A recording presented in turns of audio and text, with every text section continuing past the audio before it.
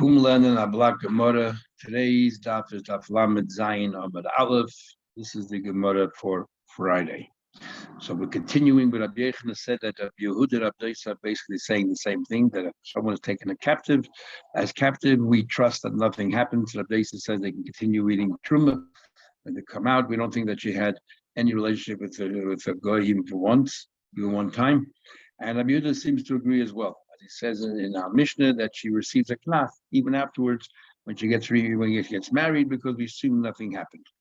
So now we ask the question, how come Yehuda says that you have to wait 3 months by taking a medical by hiatus and so on and so forth, and we explain the brisa there how it works, and we explain that don't bring in Giyatis to a captive, because the Giyatis, she is a very different story. A Giyatis does not take care of herself, but something captive, she makes sure that nothing happens to her. So now about 8 lines on the top of the page. The Rami Shvuya Ashvuya. We have a question from the Shvuya on Shvuya, and that is the Tanya we learned. So you're telling me that what Rabbi Yehuda holds in our Mishnah that a Shvuya, we trust nothing happened, yet Rabbi Yehuda himself says that a Shvuya should wait 3 months before she gets remarried. Now, why does a Shvuya have to wait 3 months before she gets remarried? Because we want to make sure that this child is from a proper union, not from what happened with the guy. So we do. Even Rabbi Yehuda himself is concerned that maybe something happened. So the Gemara we learn like Yeda is a Shivcha convert and a Shivcha Shinim that were redeemed together, that converted in Shtachro, that was liberated. You say that when she's older than 3 years old, you have to wait 3 months. Even for a shvu, you have to wait 3 months. And Yasi says you can marry straight away. So this is the question that Papa Bar Shmuel asked Rabbi Yosef and Miyad Ishtik. And he actually didn't have, Miyad married straight away, and Ishtik, Rabbi Yosef did not have an answer. Amalei. So then Rabbi Yosef said to Rav Papa, it's a brilliant question. Did you ask anybody else? Did you hear any other answers? Amalei Hacham Rav Sheshes. Yes, Rav Sheshes said, Shira'u Shenivlo. You know what Rabbi Yehuda is talking about over here? Why you have to wait 3 months? Because Adam actually saw that she was affected by the goyim. So if they didn't saw them, why would Rabbi Yosef say she can get married straight away? Don't you need to determine whose zera it is? He say, my time with Rabbi Yosef, what's the logic of Rabbi Yosef? Amar Rabbi says, Kesuvos Rabbi Yosef holds like we had in Gemara Yavamis, which is that a woman mizana, if a woman is mizana, is mishameshes b'meich. She will use a kind of a cloth, contraception, shalaitis abis, so that she should not fall pregnant.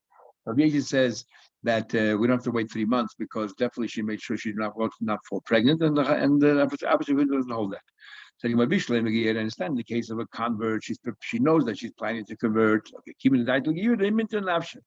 Because she knows she can convert, she's taking care of herself, make sure that that her future child will be born Jewish, and therefore she will have contraception. Shvuya Nami.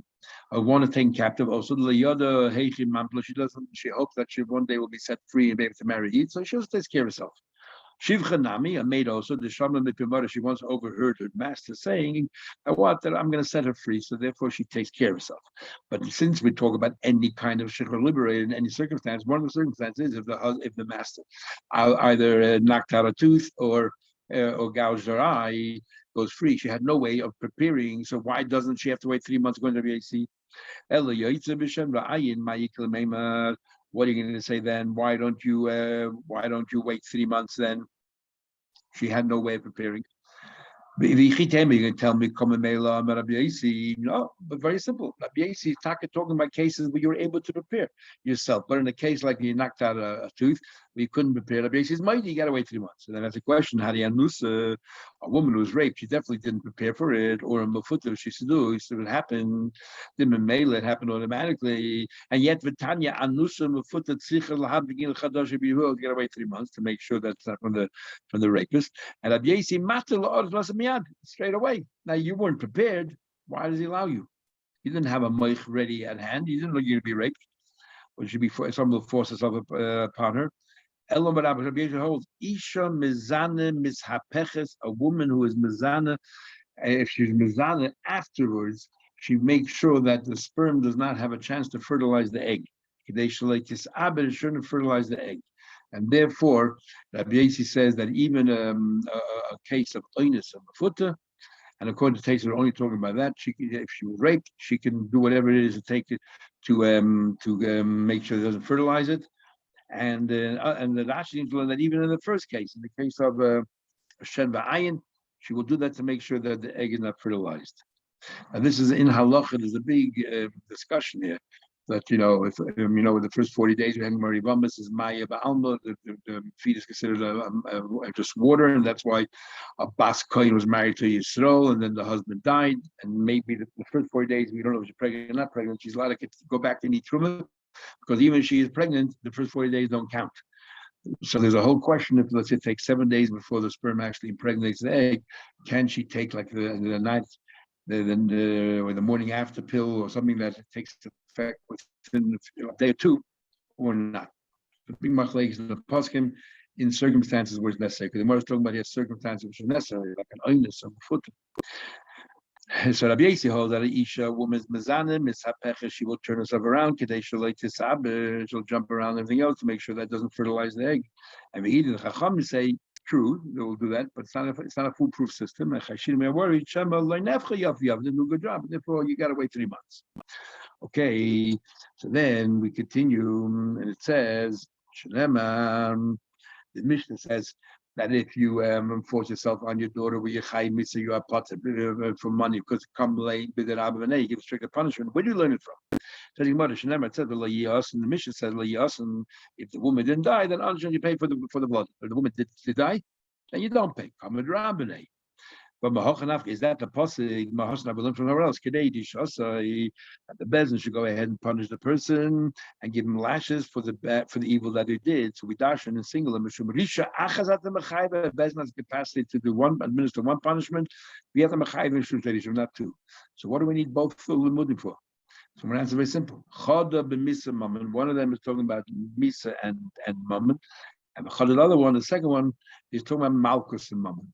One is talking about if you get killed, you're potter from paying, and if you get lashed, you're potter paying. The second pasuk. Why need both? Because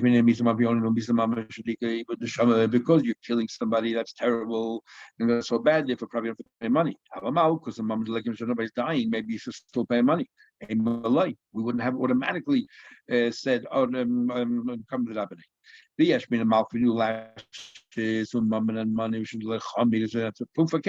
Because it's not such a strict issur, and therefore, you know what? You don't have to pay money. Lash is enough. I will meet some mammon that's so serious the chomid is surah, you're going to get killed for it. Maybe we're not going to exempt you from the money. Pay both. You need both. And as Achrenim say that because you have 2 different ludim, the mudim are very different from each other. The pasuk kedei sounds like really you're liable for both. But we, the peasant, don't have the capacity to give the levy 2 punishments on you. But you really chayiv the money as well. You have a mitzvah lotzes dei shemaim to satisfy your heavenly obligations.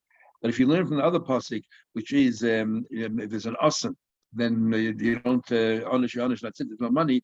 And not the pshat is that bezin doesn't have the capacity. You don't have to pay the money. There's no chiv to pay the money. It's a very different way of approach. Anyway, the one continues. Ramey, who we learned before, who argues and he holds like a Mishalim, he holds you to get Malchus and money of they get Malchus and they get money. And we said that the 2 Mishnahs and Malchus and our Mishnah and ours both are compatible. One focuses on the money, our Mishnah, and one focuses on the Malchus there. But Ramey holds both of the Ramey holds you get both. You talk to Lomali, so all you have left now come with Rabbi is Misa Mammon. So I need 2 psukim and teach you the same thing. The Gemara says it's not so simple. Chada b'Misa Mammon and Chada b'Misa Malchus. One pasuk is talking about death and money, Kamid Rabbaneh. Another one is talking about death and lashes, Kamid Rabbaneh. Why need 2 psukim? Utzricha need 2 psukim. The Yashvini Misa Mama. If you talk about death and money, I would say Mishum Dechav Begufa Chada b'Moina. One of them you're administering the person killing him. Another one is you're taking money away from him. Therefore, Levdin Kamid Rabbaneh. Totally two different punishments we don't want to give. I will be Misa Malchus, Misa and Malchus both on the same person.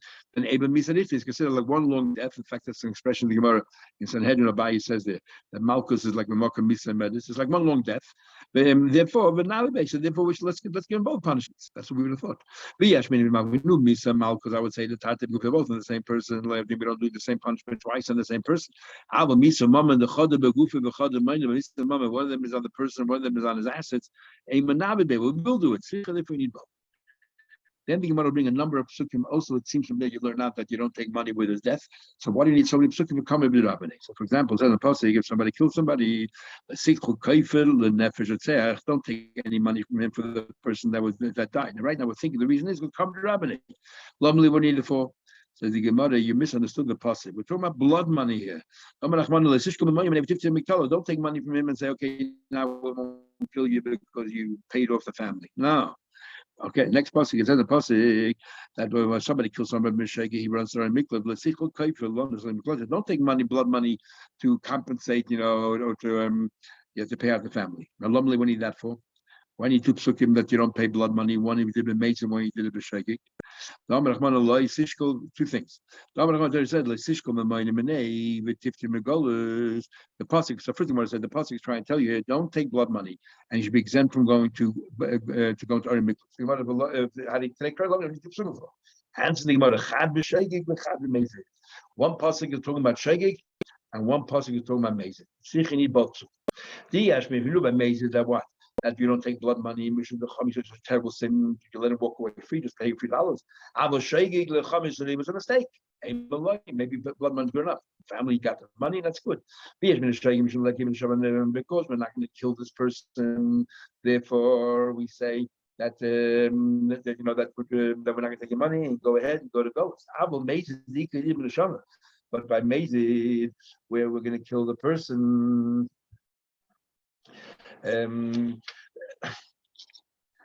No, by shegi, because we're not killing the person, so therefore we're going to say no. I'm not going to take your money. Go ahead and sit in our mikvah. But over here by the punishment is to kill a yid. We're killing a yid, even though he did a terrible thing. He killed somebody else. But we're killing a yid. Maybe we should take his money and save his life. If we need two psukim. Another passage we bring down. It says. It says, the ground will not in any way forgive the blood. But I was only if you kill the person itself. So right now, we're trying to say negating, don't take money from that person. I would rather go ahead and kill that person. So you already know that you don't take money. If a person kills somebody, we know where you don't take money. What do you need to get for? You know what you need for. But how do you know she was out for egla? How do you know that after you went ahead, you did the egla roof because we found the corpse, we didn't know who killed it, so we went ahead and we did the egla roof. We killed the egla roof from the back with the hacks. And but after the roof, you found the murderer. Maybe that's it. The egla took the punishment, the brunt of the punishment on behalf of the murderer. And I said we don't send him away. And then it says, well, the ground's not going to forgive the blood that was spilled there until you take revenge on the person who murdered himself.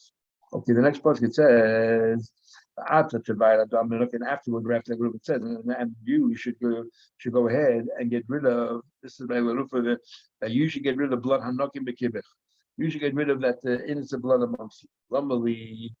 No, we get rid of the murder. What do you need that posse for? The boy, you know what you need that posse for? Look at Tanya, we learned. How do you know the mumsin, beside you? Right. One of the four penalties, capital punishment, is you use maybe stab him in the heart. What do you do? I know you decapitate it. It says, right by Eglaruf, it says you should get rid of the murderer.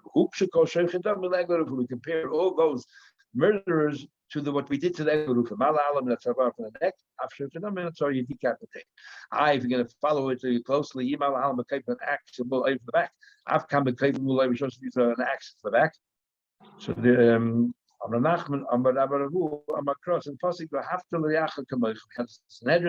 you should look always to do the love of your friend, give him the best possible punishment. It doesn't tell you where to kill him, because you can kill the heart pretty quick, but it just tells you don't use an axe from the back, and that's I guess more painful or slower death. Says the Gemara, another pasuk, it says, whenever you destroy something, a person, you kill a person, don't take money for it. But you need that pasuk for. How do you know nothing to do what you think it is? We're talking about money here for erech. When you say that the erech, the value of that person, I'm donating erech, and the Torah is a fixed value for a man or a woman, depends what age they are. And he said, I'm going to give the fixed value to that person. That person's being taken to the gallows and is about to be killed. So if I say I want to give that person value, has no value, it's about to be killed. How do I know that I don't have to donate anything? Remember, it says, anything has to be from from a living person. And this person is not from a living person. The Gemara, yeah. Yochel, I would have thought, Av Koidim. So I would have thought, Av Koidim Shenigma Dina Kain. I would have thought, what happened before the Bezin even gave the final sentence? How do I know the same thing applies? What happened to Bezin? Okay, he was tried for murder, but they didn't give you the final sentence. How do I know that that it doesn't count for him? As a pasuk, min ha'ada. That not all, some people can be redeemed. Some people you could pay money for. Like call adam. Depends. If the way sentence handed down, that you cannot, that money person has no money value, and if sentence handed down, it does have value. Says the Gemara of Hanan Melakabi and Amaneda Nation Nedach. Coming disagrees. He says even the person about to be taken to the gallows, you could give his value, because the value doesn't really reflect the person's value, because the trader says it makes no difference. It's only a male or a female in the age group, you don't care about you personally. What Hanan is it's more symbolic than anything else. And that's nation number 2 minutes fixed. High kol chedem mayovel. Was he the pasuk kol chedem said that there's no money changing hands? Well, there's no money involved. Come and we know already, and blood money we know already. We find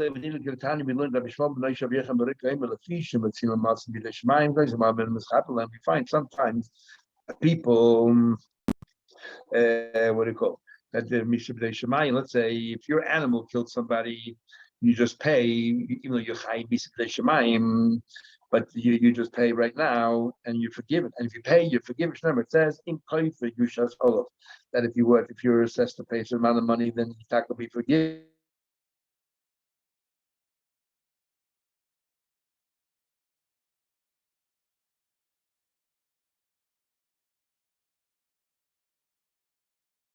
And the person who deserves chayim, that's it. You cannot use blood money. That's what a plan of is it for. Mainly, I would have thought only the very strict mises. There's no way of having kapara at all for this particular aveda.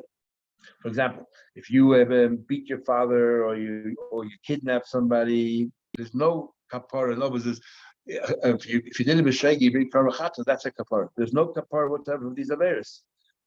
There's no chorus there. You only get the misa in the peasant. But so therefore, okay, that's why you put them on. That's why you cannot redeem with money, because there's no way of kapara. Not the blood money can't be given either.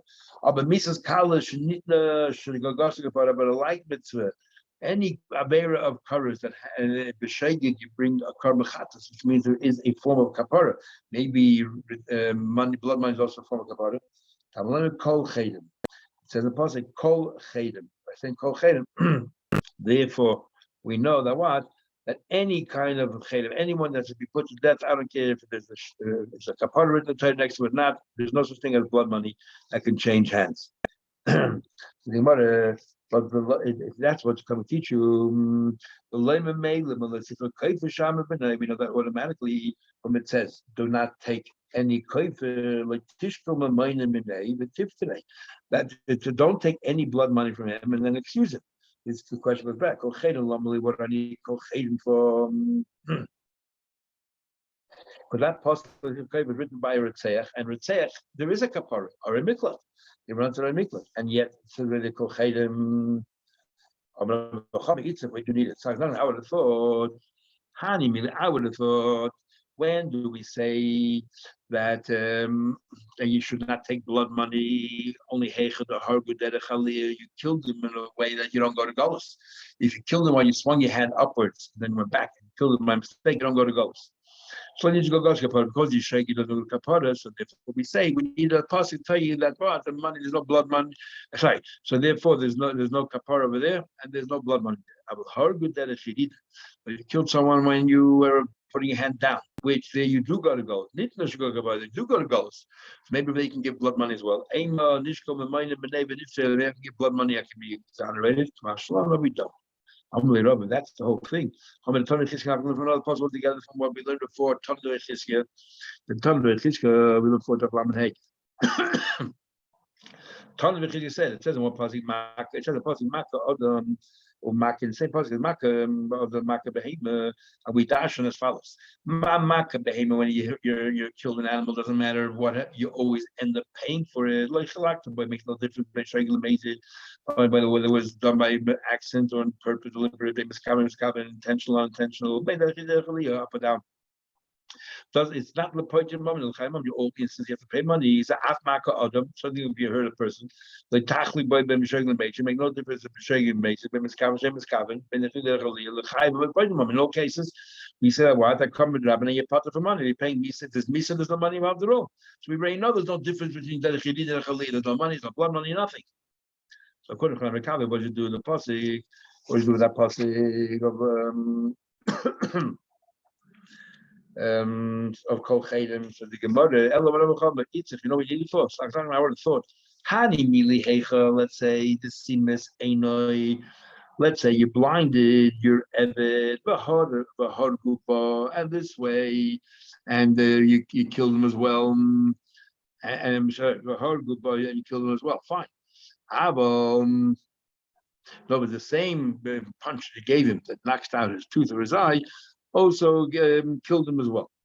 Okay, so that there's no blood money. Let's say you killed him with one hand and you blind him with another hand, but just happened at the same time.